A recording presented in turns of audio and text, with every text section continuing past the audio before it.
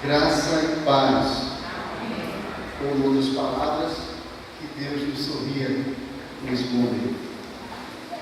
Meus irmãos, dando continuidade à série de mensagens na carta aos Efésios, vamos hoje meditar no capítulo 2,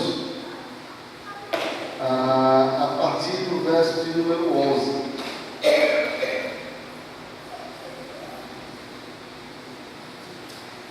Carta aos Efésios, capítulo 2, a partir do verso 11.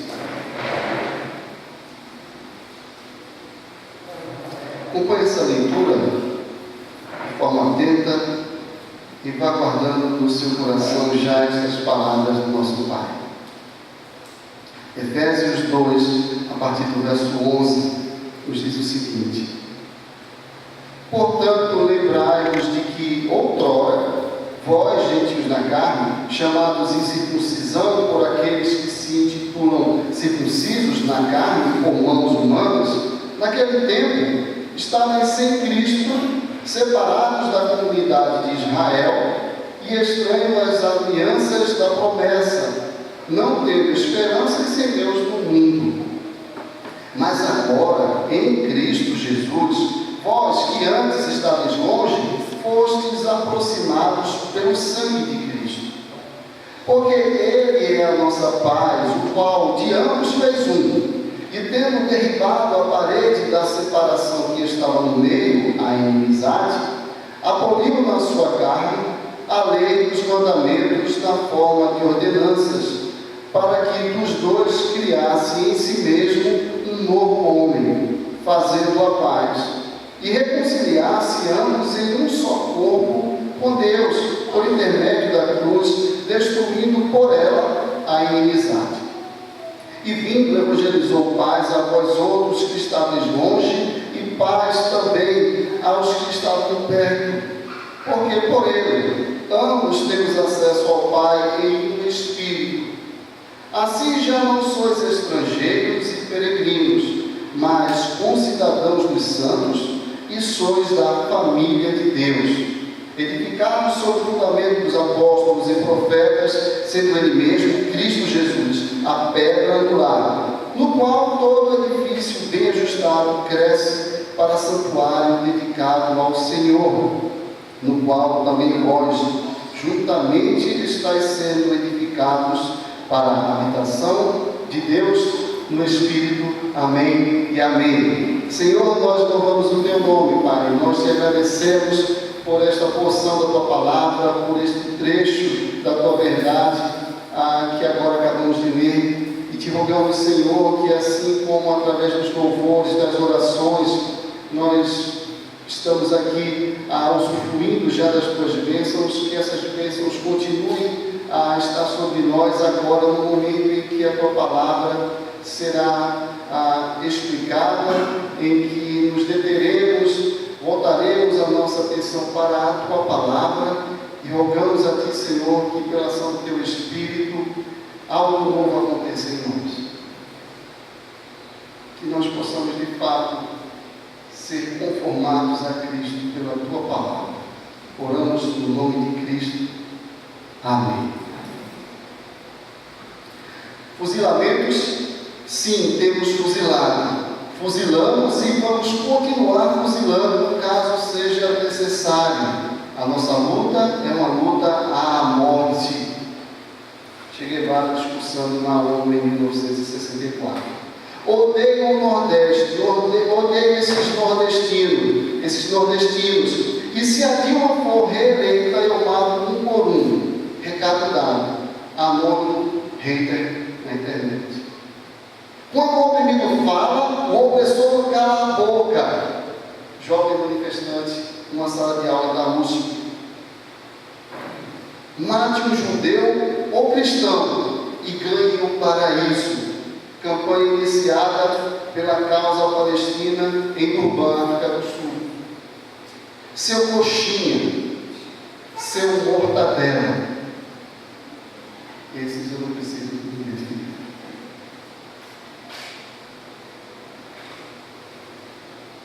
Meus irmãos, nós estamos tratando ao longo dessa série da grande solução de Deus para a humanidade, é saber a sua igreja. Esse é o grande mistério da igreja, é que ela é a solução de Deus para a humanidade, que Ele criou e que se rebelaram contra Ele. Em nós, sua igreja, Deus está restaurando essa humanidade. E nós chegamos no ponto desta carta em que o problema da inimizade, do ódio, é tratado. No domingo passado, quando nós falávamos da transformação que Deus, nesse processo de restauração da humanidade, através de pessoas, de corações, de indivíduos, de corações transformados pelo Evangelho da graça, quando falávamos dessas transformações de mortos em delitos e pecados a vivos, mas Ele vos deu vida, estando nós mortos em nossos delitos e pecados, pela graça sois salvos.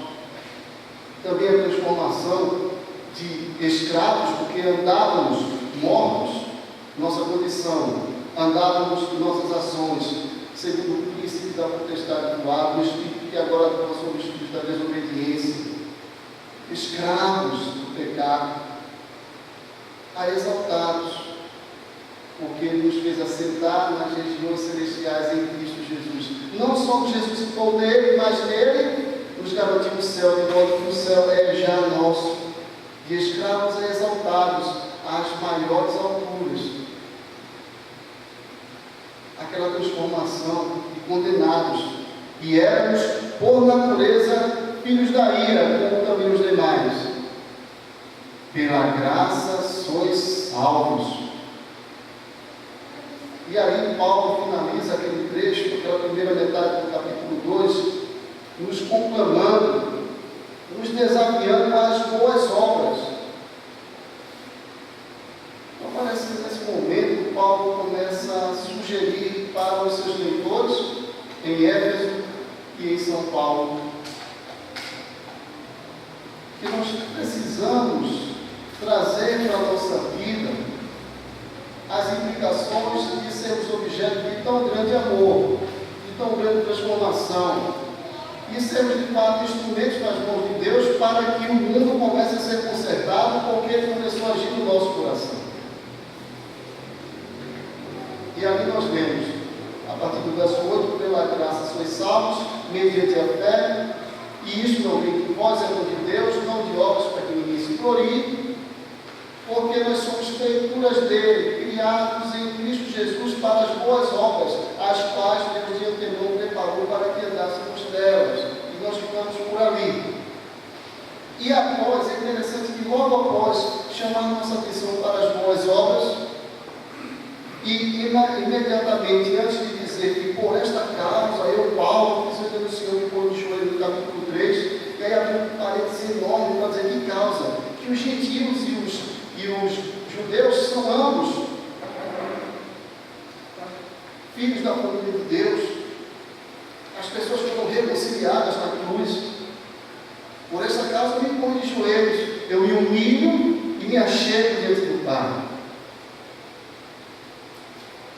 E aí fecha parênteses no verso 14 do capítulo 3, ele volta a falar: por esta causa me ponho de joelhos diante do Pai, de quem como o nome toda a família, tanto do céu como sobre a terra.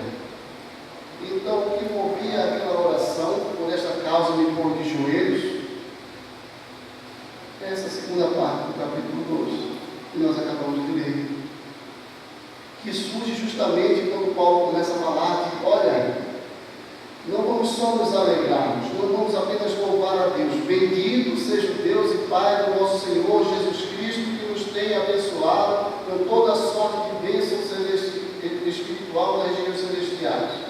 Aponta no primeiro capítulo. Não só nos alegrarmos, louvarmos a Ele, mas começarmos a entender que há implicações, que precisa haver algo diferente.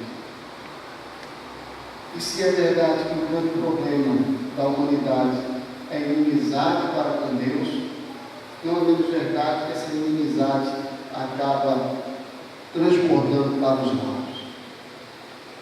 E nós simplesmente não queremos, não sabemos e não podemos amar fora de Cristo. Fora de Cristo não há amor. Fora de Cristo, o resumo essencial da lei não é cumprido. Amar a Deus sobre todas as coisas e o próximo como a nós mesmos. Então, o assunto que toma conta desse trecho que nós acabamos de ler é essa reconciliação sobre a qual nós cantamos ao longo da liturgia, sobre a qual nós lemos, acerca da qual nós oramos. Essa reconciliação vertical, nossa, minha e sua, com o Pai, mas também horizontal, entre aqueles que agora sim são, de fato, filhos de Deus. E aqui você vê Paulo fazendo um contraste claro, nítido. Outrora, naquele tempo, e no verso 13 ele diz, verso número 13, mas agora em Cristo Jesus. A coisa toda muda de figura. E dando utilidade a essa ideia de tentarmos entender à luz desses textos o que é a igreja. Por favor, parece que hoje nós estamos ouvindo, concluindo de forma muito simples, que igreja é gente reconciliada. Temos ouvido que igreja é o povo e a família de Deus. Temos ouvido que a igreja é o povo e a família de Deus comprados com o sangue de Cristo, e é também o povo e a família de Deus em Éfeso, em São Paulo, em Peixinhos, Olinda, seja onde for. Temos ouvido que igreja é gente que Deus ama desde a eternidade, acima de tudo e por toda a eternidade. Temos ouvido que igreja é gente que Deus transforma de mortos a vivos, de escravos a exaltados, de condenados a salvos. Mas igreja também é gente que Deus reconcilia. Igreja, gente reconciliada. E em primeiro lugar, com Deus, obviamente. Note o contraste que nós adiantávamos. Outrora, naquele tempo, o que é dito de nós naquele tempo? Ou seja, quando não estávamos em Cristo, ou seja, no estado natural da humanidade. Paulo está escrevendo a uma igreja cuja maioria é de gentios que se converteram. Os judeus são minoria. E aqui ele fala de forma mais específica aqueles gentios, os não-judeus que se converteram. Por quê? Porque eles eram fruto de um preconceito tremendo. Outrora, naquele tempo, estavam sem Cristo. A ideia aqui é que eles estavam fora de todos os benefícios que a cruz comprou. Naquele tempo, vocês não somente não eram parte do grupo seleto, agora que vocês compartilham com os israelitas. Não é essa toda a exclusão. Havia uma exclusão ainda maior. Vocês estavam sem Cristo. E isso, nas entrelinhas, como um pastor muito sagaz, muito inteligente, serve para os dois grupos, serve para a igreja inteira. Porque fora de Cristo, judeu ou grego, estão no estado natural de filhos da ira, como é dito na primeira metade desse capítulo. Éramos. Quem diz isso é um judeu e judeu, educado aos pés de Gamaliel, observador da lei, perseguidor da igreja. Éramos, por natureza, filhos da ira, como também todos os demais. Então, apesar de parecer estar se referindo apenas aos não-judeus, que sofriam, sim, com alguma ressalva dos seus irmãos judeus cristãos, Paulo se dirige a toda a igreja, porque é verdade que estávamos sem Cristo, estranhos às alianças da promessa. Não somente não estávamos debaixo das bênçãos conquistadas na cruz, mas também vivíamos estranhas alianças da promessa. O termo aliança aqui evocado por Paulo diz respeito à amizade de Deus. A amizade de Deus.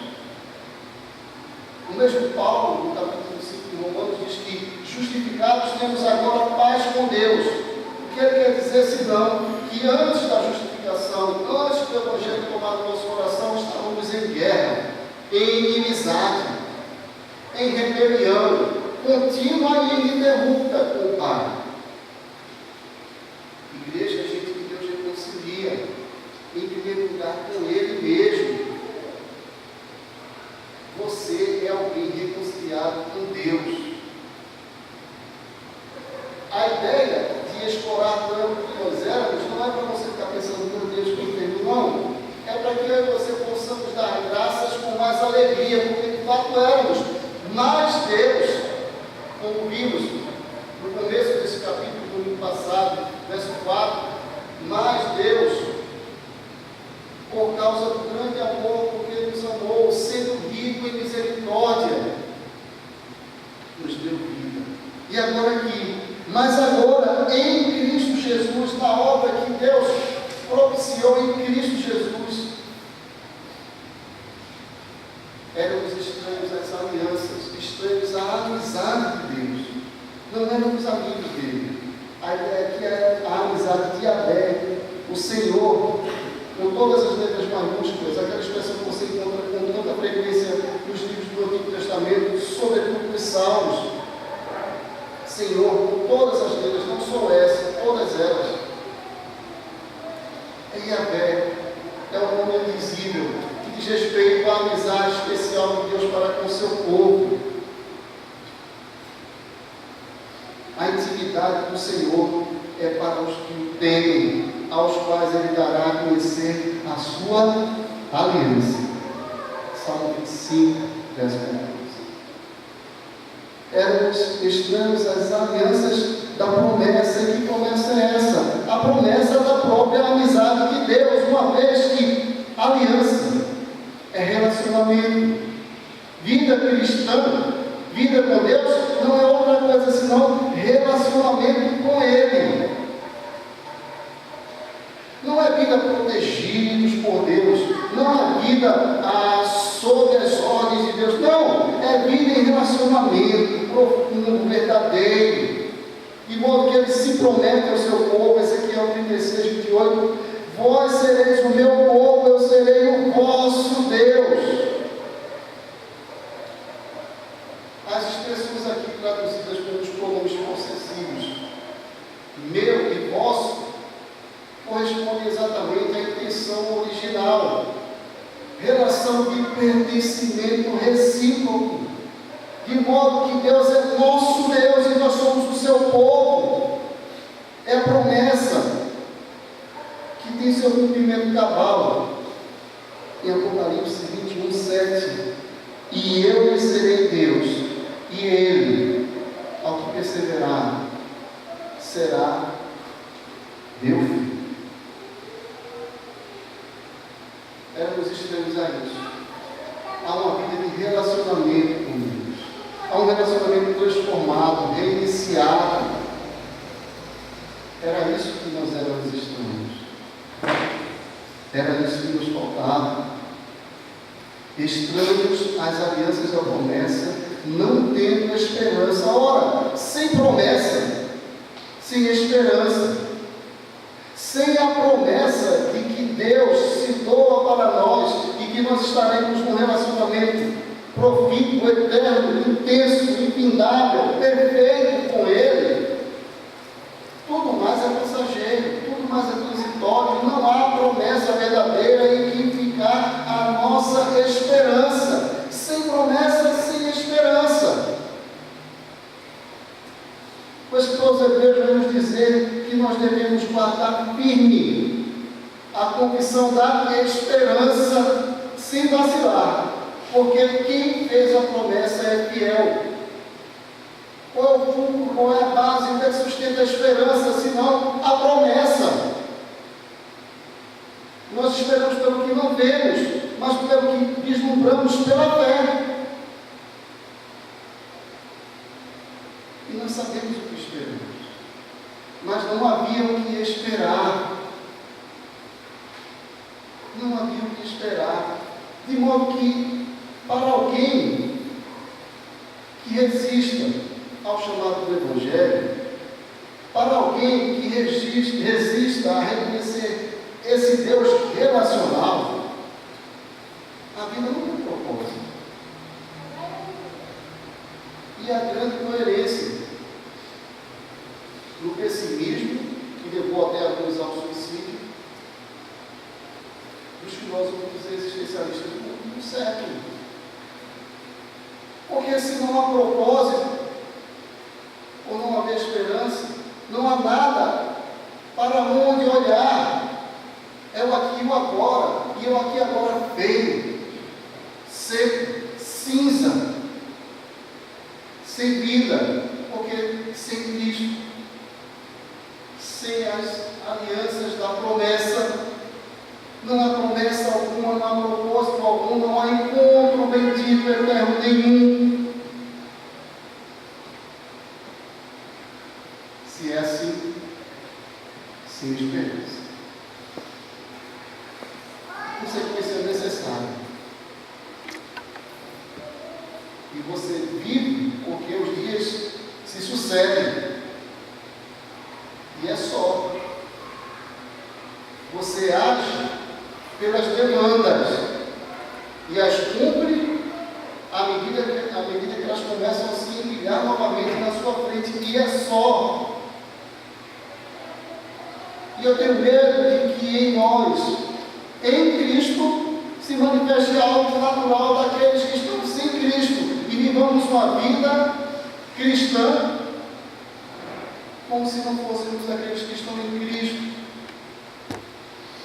E a esperança da amizade plena com Deus, o cumprimento de todas as promessas, não estejam interferindo na minha forma como lido com o aqui e agora. Uma vez que a nova criatura vive hoje, já no amanhã, porque ela é já gente do amanhã. Aquele que está em Cristo é nova criatura ou nova criação, já faz parte do que Deus começou a fazer de novo. Por isso que habita em nós o velho e o novo homem, o homem do passado e o homem do futuro.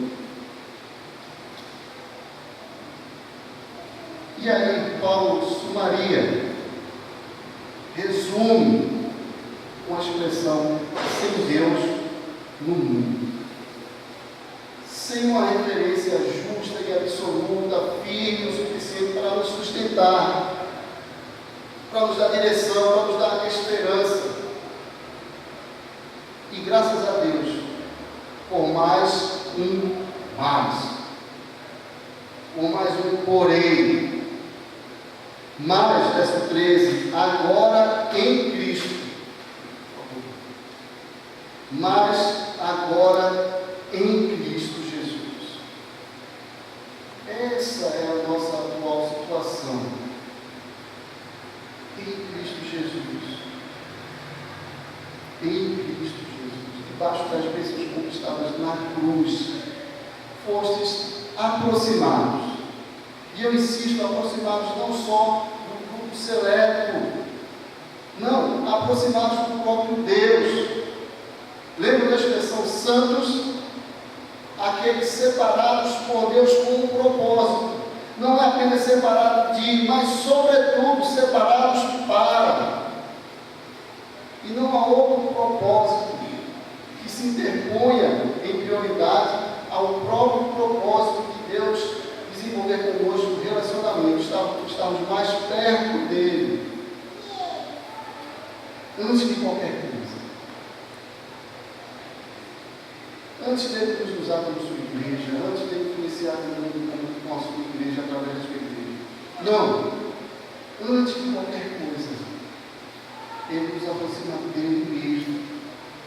Porque o problema essencial que precisa ser tratado é a minha distância para com ele, a minha falta de interesse com relação a essa distância, o meu coração insensível a essa distância que se verifica numa vida corrida, numa vida vivida para executar as tarefas, deu conta, vai dormir.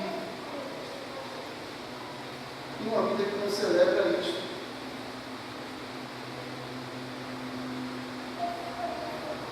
Fostes aproximados pelo seu sangue.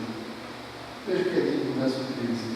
Mas agora, em Cristo Jesus, vós que antes estáveis longe, fostes aproximados pelo sangue de Cristo. Por favor, porque Cristo,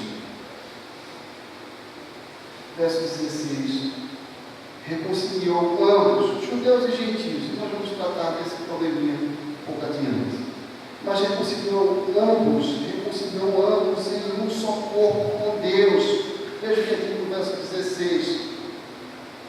E reconciliasse ambos em um só corpo com Deus por intermédio da cruz, destruindo por ela a inimizade. Tem aqui traduzido por inimizade, é literalmente hostilidade. Éramos por natureza filhos da ira, e havia uma hostilidade da nossa parte para com Deus.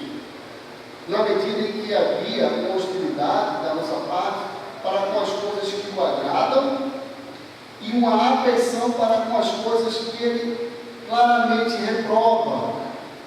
E a promessa está se cumprindo, porque ele disse: porém inimizade entre ti, serpente, e a mulher, entre o teu descendente e o seu descendente.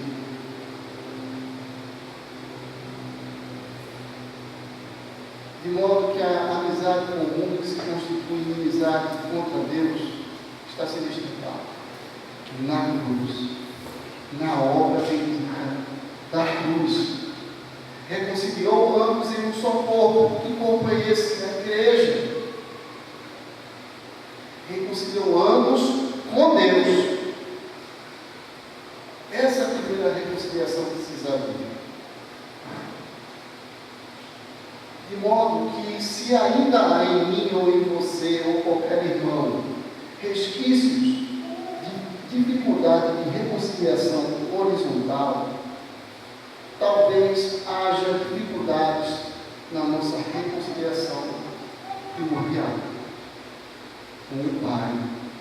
Talvez sejamos ainda filhos que precisam ser melhor tratados nesse aspecto primordial da sua vida, a saber, a vida com o Pai. Reconciliou com Deus, criou em si mesmo um novo homem, fazendo a paz. A nova criatura tem uma nova relação com Deus, que determina a sua relação com o próximo. Nela nós chegaremos. O que importa agora é pensarmos na nossa relação com Deus, e você deve estar pensando em alguém. Hoje é feriado, pouca gente na igreja, e sempre nos ocorre alguém. Eu estou falando de você, estou falando de Jailson. O problema, se há em mim. Não pense em ninguém. Deus não preparou o que tinha para falar ao nosso coração hoje e foi surpreendido pela ausência de alguém. Não.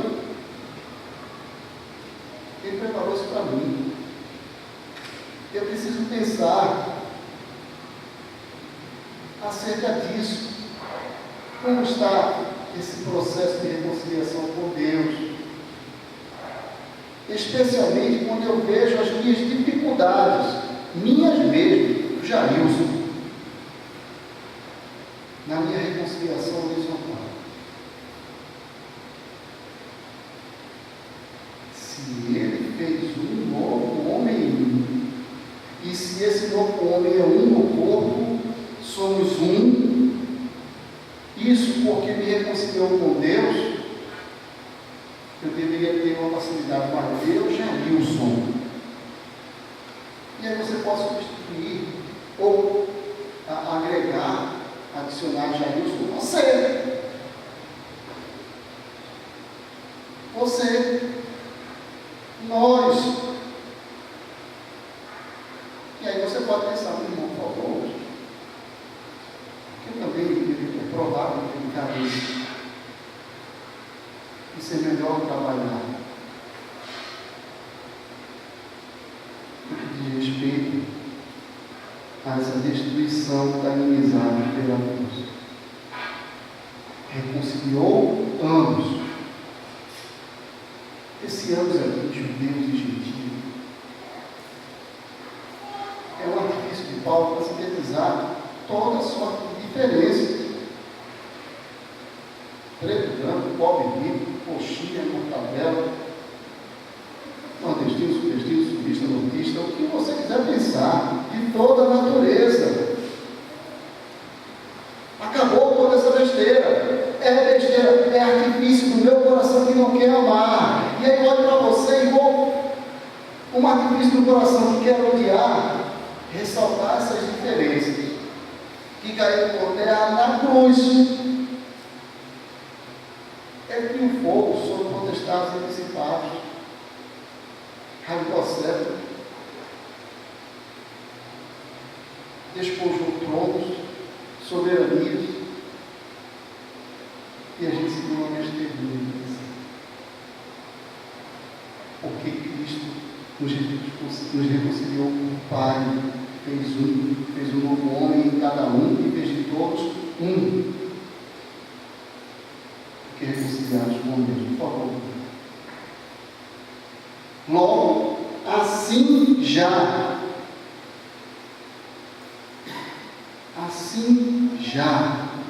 não sois estrangeiros nem peregrinos, já não sois estrangeiros nem peregrinos.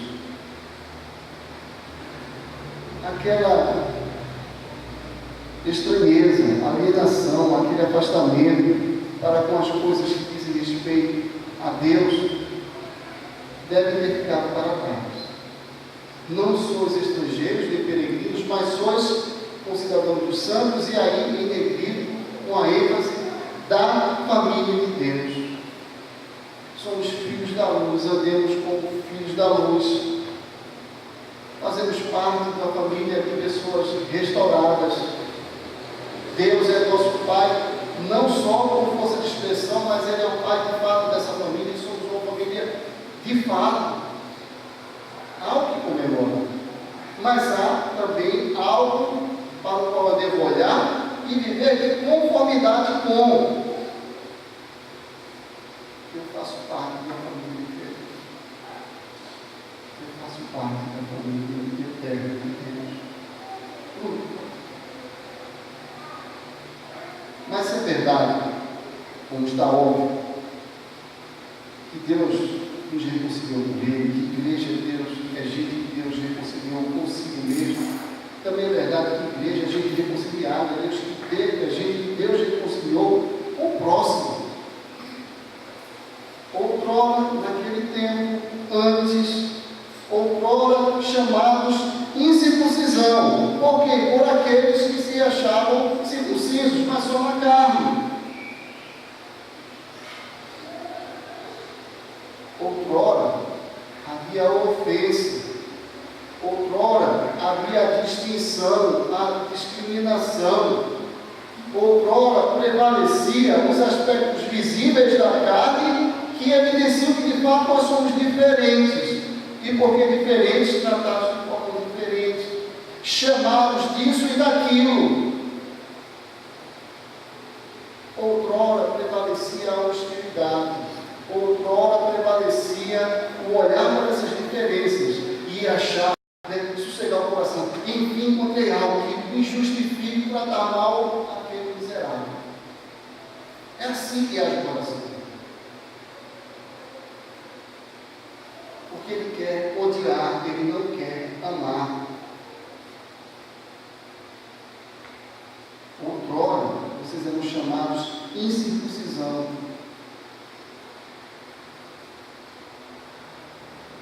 Naquele tempo, separados da comunidade de Israel, excluídos, alienados, literalmente, esse é o termo usado. Vocês estavam de fora. apesar de gozarem de uma cidadania privilegiada, de estarem ali naquela cidade portuária, rica, estavam fora da principal cidade.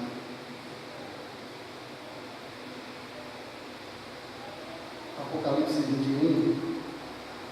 Vi novo céu e nova terra, pois o primeiro céu e a primeira terra passaram e o mar já não existe. Vi também a cidade santa, a nova Jerusalém, que descia do céu da parte de Deus, ataviada como noiva para o seu esposo. Era uma cidade rica, mas os seus cidadãos não eram cidadãos da família de Deus. Não estavam incluídos no censo geográfico, no IBGE celestial. Naquele tempo, separados da comunidade de Israel. Antes, estáveis longe. Paulo faz essa comparação entre os que estavam perto e os que estavam longe. Isso quer dizer que, de fato, havia uma diferença que caía por terra, porque ambos estavam fora. Ninguém estava em Cristo. Alguns estavam perto porque receberam as alianças da promessa, receberam a revelação escrita de Deus, receberam os seus mandamentos, receberam, mas estavam apenas perto. E havia apenas menores, pequenininhos, estavam longe de toda sorte de interpretação, tanto geograficamente, como do ponto de vista do conhecimento. Não conhecíamos, mas nos chegou na plenitude dos tempos. Deus fez convergir nele todas as coisas, para que o meu joelho pequenininho também se dobrasse a ele, o meu joelho gentil também o adorasse.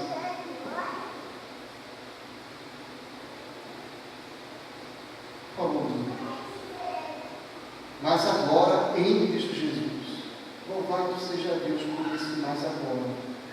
Mas agora, em Cristo Jesus, verso 13, fomos aproximados do próximo. Estávamos todos distantes dos próximos. Agora fomos aproximados daquele que é igual, não obstante as diferenças evidentes. Daquele que, assim como você, estava sem Cristo, estava perto é fora, tanto quanto longe. O povo que geograficamente estava perto da presença de Deus, porque o tempo simbolizava essa presença, também estava fora, mas agora fomos nos aproximados. Tudo, por favor. Porque Cristo, tendo derribado a parede de separação que estava no meio, a inimizade. Olha, aqui faz referência à arquitetura do templo. Você tinha um pátio externo, que era o pátio dos gentios, era o pátio dos não-judeus. Aí eles eram conseguidos entrar naquele pátio, no templo não. Então Paulo vê aquela própria construção do templo como uma ilustração da separação. E ele faz alusão àquela barricada que havia, a barricada que separava o ato dos gentios do próprio templo em si, do santuário. E ali estava escrito: nenhum estrangeiro pode ir além dessa barricada que circunda o santuário e o seu conteúdo. Todo aquele que for surpreendido na tentativa de fazê-lo será o próprio responsável por sua subsequente morte. Se algum gentio, se algum estrangeiro ultrapassasse aquele limite, seria morto. Porque aquela era a parede da inimizade. Ela simbolizava essa inimizade. Assim como quando Cristo padeceu naquela cruz. Mateus nos diz que o véu do templo foi rasgado. Figurativamente também, a parede foi derrubada pela mesma cruz. O que aconteceu ali não foi só o padecimento de um justo, não foi só a conquista do perdão dos nossos pecados, nem combina, né, a expressão só nessa frase, mas não foi somente isso, foi a quebra do muro. E eu fico pensando, se eu me intitulo cristão, se eu venho ao culto, se eu chamo Cristo de Senhor, se eu levanto as minhas mãos, o que é que eu faço com o muro? Pelo amor de Deus, o que é que eu faço com esse muro? Ele não pode mais existir, de modo que se eu levanto minhas mãos, se eu me ajoelho, se eu louvo, se eu chamo de Senhor, e o muro ainda está de pé, algo não está batendo, porque a cruz derrubou o muro. Ou a cruz não foi dirigida, ou Cristo não foi levantado nela, atraindo para si homens de toda a natureza, e fazendo desses um só, e derrubando de uma vez por todas a inimizade. Ou isso não aconteceu, ou então o muro não pode mais existir. Se o muro existe, isso não aconteceu, ou os benefícios desse acontecimento não se verificam no coração, cujo muro continua de pé. Eu não quis entender.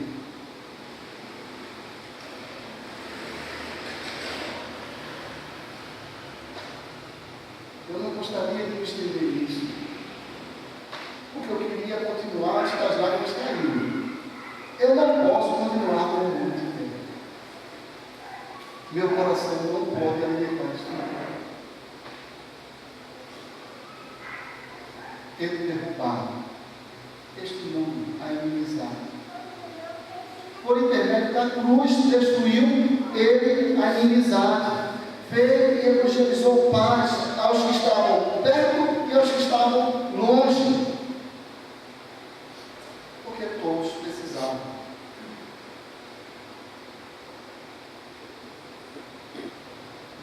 Por intermédio da cruz, destruindo por ela a inimizade.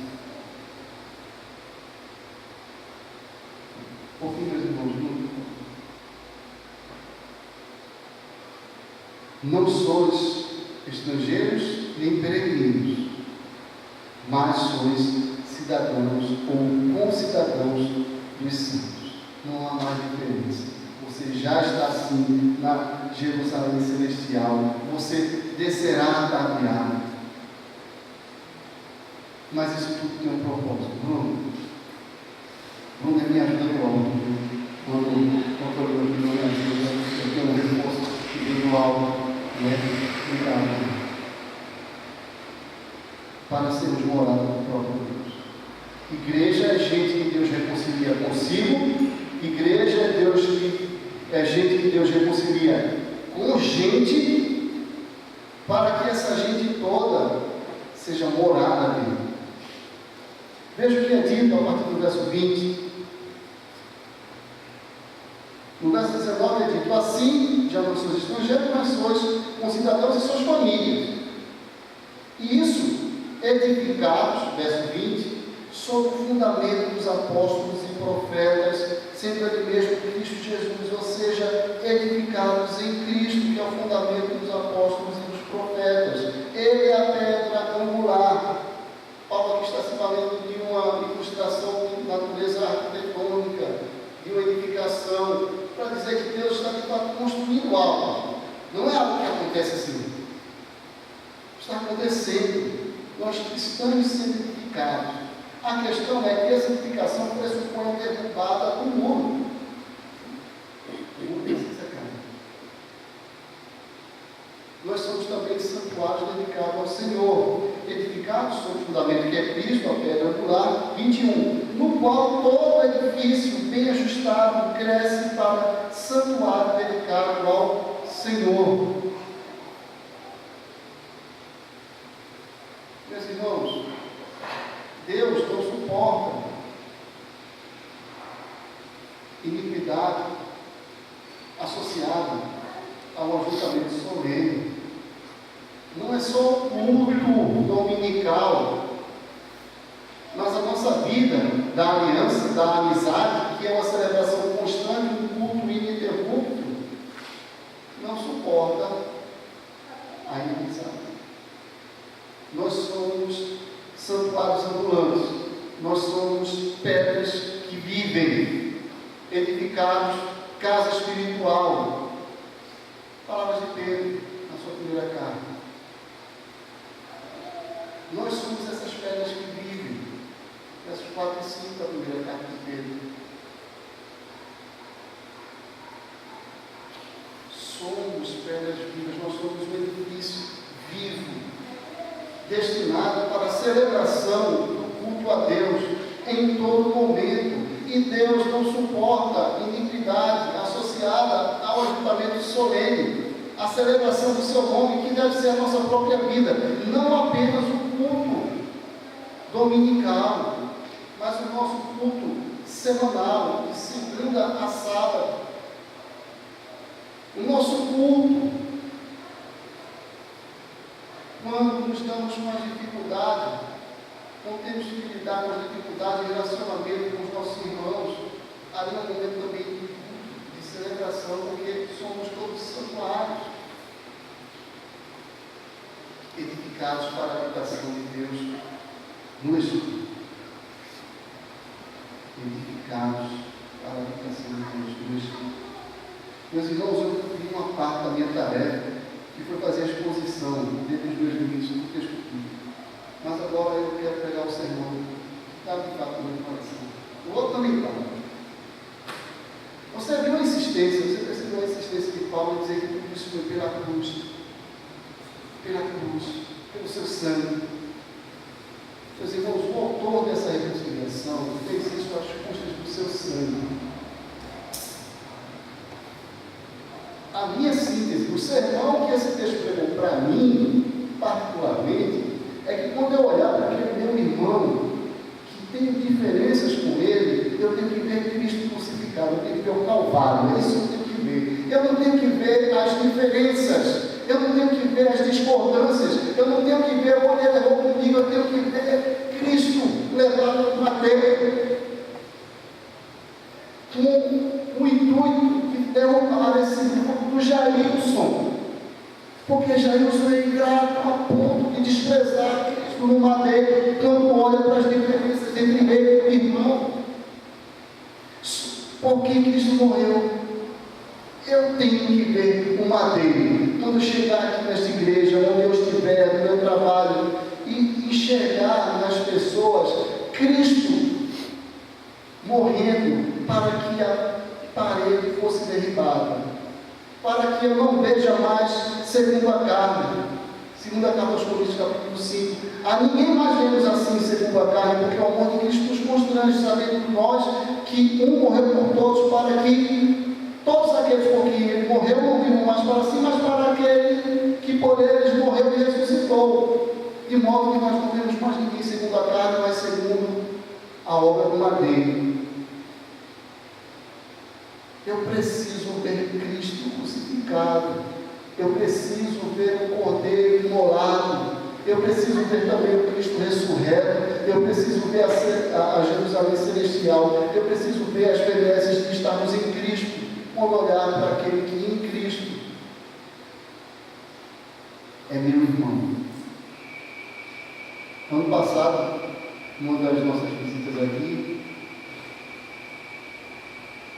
eu me lembro de ter aconselhado que nós seguíssemos o ciclo de morte. Nunca mais diga, fulano meu irmão, mas fez isso. Nunca mais diga isso. Diga pelo contrário, fulano fez isso. Mas é meu irmão. E dizer que é meu irmão foi banhado pelo mesmo sangue que foi vertido na cruz. É isso. Nós nascemos de novo pelo banho. Nossas vestes foram lavadas no sangue do Cordeiro. Nós recebemos o nascimento do alto. E o nosso batismo é o seu sangue. Somos irmãos. Somos irmãos. Que Deus tenha misericórdia de mim, porque eu preguei, não é fácil de viver. mas você estava mesmo enrascado. E você ouviu também, não é nada fácil. Vamos orar. Pai, eu te peço perdão por todas as vezes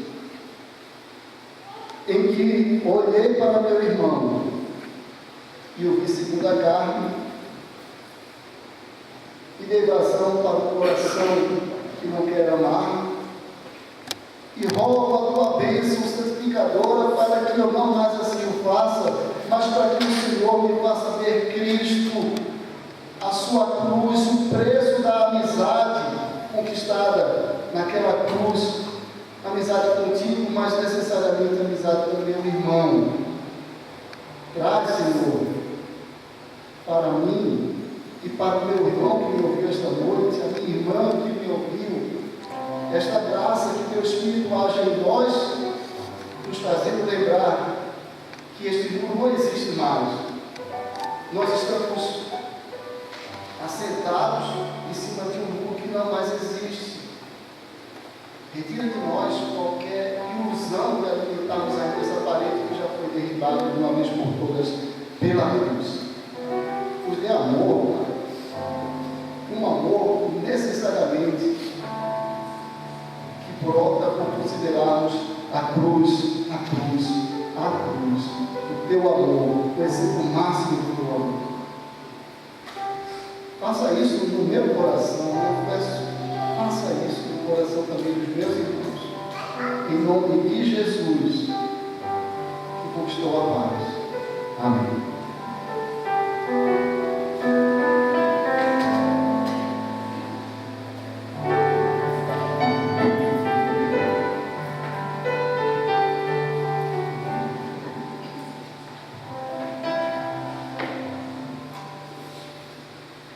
Vamos nos colocar em pé.